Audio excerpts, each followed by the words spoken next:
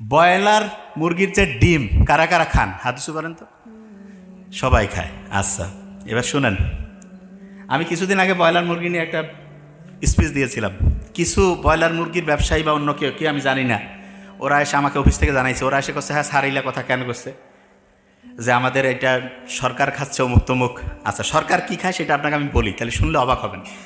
আমেরিকার প্রেসিডেন্টও কিন্তু মুরগি খায়। খুব ভালো করে নোট করেন, খুব ইম্পর্টেন্ট।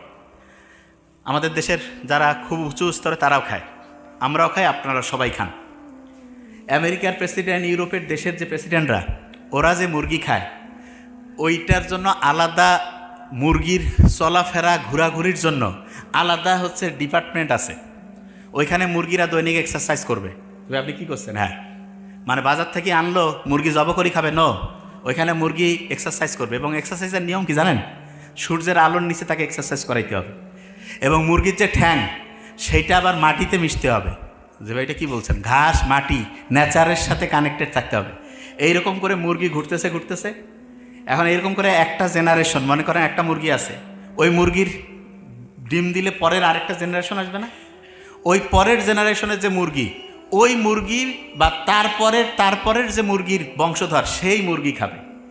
কিছুদিন আগে বোধহয় আপনারা দেখছিলেন না উচ্চ বংশীয় গরু, কিন্তু এগুলো ভাওতাবাজি। কিন্তু এইটা যেটা বললাম এটা উচ্চ বংশীয় মুরগি, এটা ঠিক আছে। বুঝতেছেন আমার কথা? যে ভাইয়া এটা কি কারণে করে শুনেন।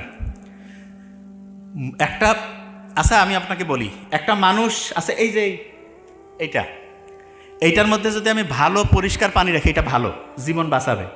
এইটার মধ্যে যদি আমি ব্যাকটেরিয়া, বিভিন্ন ভাইরাস টাইরাস মিলে, কথার কথা, যদি আমি পানিটা ঢুকাই, এটা কি জীবন বাঁচাবে না মারবে? আচ্ছা, আমাদের যে মুরগি আছে, এই মুরগিগুলো কিন্তু হচ্ছে বিভিন্ন খাবার খায়। আমি তো জানি, আমার তো বন্ধুবান্ধব সব জায়গায় আছে, আমি তো ব্যাপারটা জানি।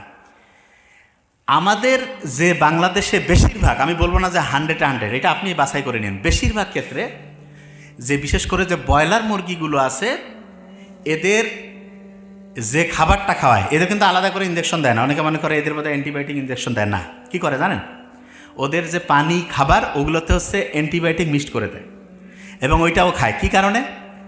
অ্যান্টিবায়োটিক দিলে আগে, মানে রোগ হওয়ার আগে অ্যান্টিবায়োটিক দিল, এবং এতে যেটা হয় ওই জিনিসটা আবার আমরা খাই, এবং খাওয়ার পরে আমাদের শরীরে অ্যান্টিবায়োটিক ঠিকভাবে ওই ব্যাকটেরিয়া বা আমাদের কোনো শরীরে যদি জীবাণু ঢুকে তার সাথে ফাইট করার জন্য যে অ্যান্টিবায়োটিক, সেইটা তখন ঠিকভাবে কাজ করে না।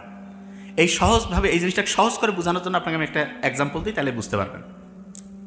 অ্যান্টিবায়োটিক রেজিস্ট্যান্স কি অনেকে বুঝে না, যে ভাই এটা জিনিসটা কি। এটা খুব ইম্পর্টেন্ট, শুনেন মন দিয়ে, তাহলে বুঝবেন। ধরেন আপনি একটা বাড়ির মালিক, আপনি আপনার একজন